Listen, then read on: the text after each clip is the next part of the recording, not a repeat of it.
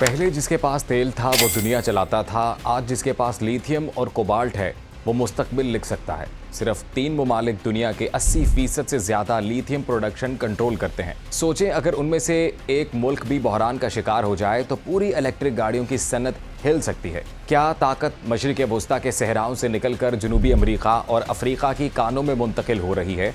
और रेकोडिक पाकिस्तान का खुफिया कार्ड कैसे है? इन सवालों का जवाब आज के इस तफसीली वीडियो में जानने की कोशिश करते हैं। मैं हूं अजीम राना और आप देख रहे हैं सुनो डिजिटल। 50 साल तक दुनिया का निजाम तेल के गिर्द घूमता रहा। 1973 के ऑयल एम्बार्गो का तसव्वुर करें। एक ऐलान हुआ और आलमी मईशत लर्ज गई।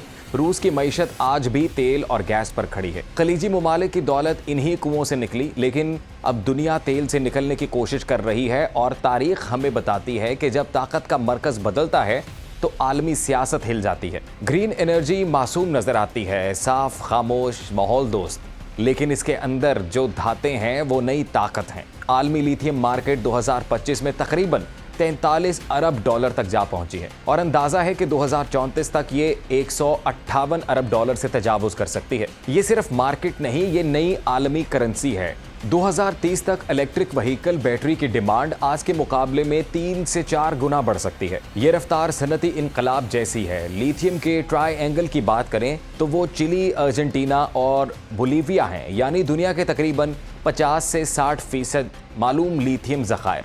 चिली के पास है तकरीबन 9 मिलियन मेट्रिक टन ज़खायर। ऑस्ट्रेलिया सबसे बड़ा प्रोड्यूसर है, लेकिन शॉकिंग स्टैट्स सुने। खाम माल तो उन्हीं ममालिक से निकलता है, लेकिन दुनिया की तकरीबन 75% लिथियम रिफाइनिंग चीन में होती है। यानी अगर आपकी ईवी बैटरी चिली के नमकीन झील से शुरू होती है तो उसका कंट्रोल आखिरकार बीजिंग में खत्म होता है। ये आज़ादी नहीं, इन्हसार की मुंतकली हो सकती है। कॉन्गो यानी कोबाल्ट के मरकज की बात करते हैं। जमहूरिया कॉन्गो दुनिया का तकरीबन 70% कोबाल्ट पैदा करता है। 2024 में आलमी कोबाल्ट पैदावार 2 लाख टन से ज्यादा रही। 2030 तक तलब तकरीबन 4 लाख टन तक पहुंच सकती है, यानी सिर्फ 6 साल में तकरीबन दुगनी मांग। यानी ईवी सेक्टर अकेला कोबाल्ट की आलमी तलब का तकरीबन 57% हिस्सा लेगा। अगर कॉन्गो में सियासी बहरान हो जाए तो पूरी बैटरी सप्लाई चेन मुतासिर हो सकती है। ये सिर्फ माहौलियात नहीं, ये जियोपॉलिटिकल रिस्क है।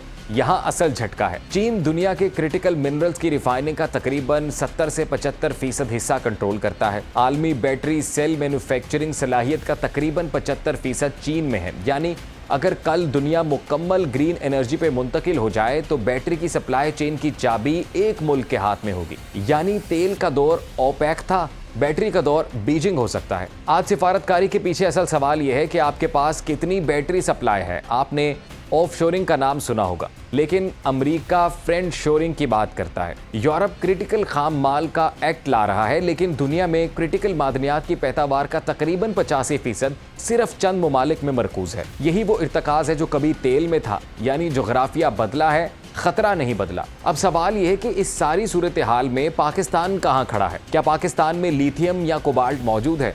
तो जवाब यह है कि अभी तक बड़े पैमाने पर इक्तसादी तौर पर काबिल इस्तेमाल लिथियम या कोबाल्ट ज़खायर की तस्दीक नहीं हुई, लेकिन कहानी यहाँ ख़त्म नहीं होती। पाकिस्तान का खुफिया कार्ड तो रेकोडिक है, बलोचिस्तान का रेकोडिक, जिसमें दुनिया के बड़े गैर तरक्की याफ्ता तांबा और सोने के ज़खायर मौजूद हैं। तांबा क्यों अहम है? ईवी गाड़ियाँ आम गाड़ियों से तकरीबन 2 से 3 गुना ज्यादा तांबा भी इस्तेमाल करती हैं। ग्रिड इंफ्रास्ट्रक्चर में तांबे पर इन्हसार किया जाता है। अगर पाकिस्तान वैल्यू एडिशन करे तो वो ग्रीन इंफ्रास्ट्रक्चर में अहम सप्लायर बन सकता है। लेकिन अगर हम सिर्फ खाम माल निकालें और रिफाइनिंग या मैन्युफैक्चरिंग ना करें तो फायदा महदूद होगा और हम बैटरीज के लिए दरामदी इन्हसार में रह सकते हैं। पाकिस्तान को चाहिए कि एक तरफ रीजनल मिनरल प्रोसेसिंग हब बने, ग्रीन माइनिंग पॉलिसी अपनाए, और दूसरी जानिब चीन और मगरिब दोनों के साथ स्ट्रेटेजिक मुआहिदे और वैल्यू चेन में दाखिल हो जाए। पाकिस्तान अभी सुपर पावर नहीं है, लेकिन खेल से बाहर भी नहीं है। तेल ने 20वीं सदी लिखी, लिथियम 21वीं सदी लिख सकता है, लेकिन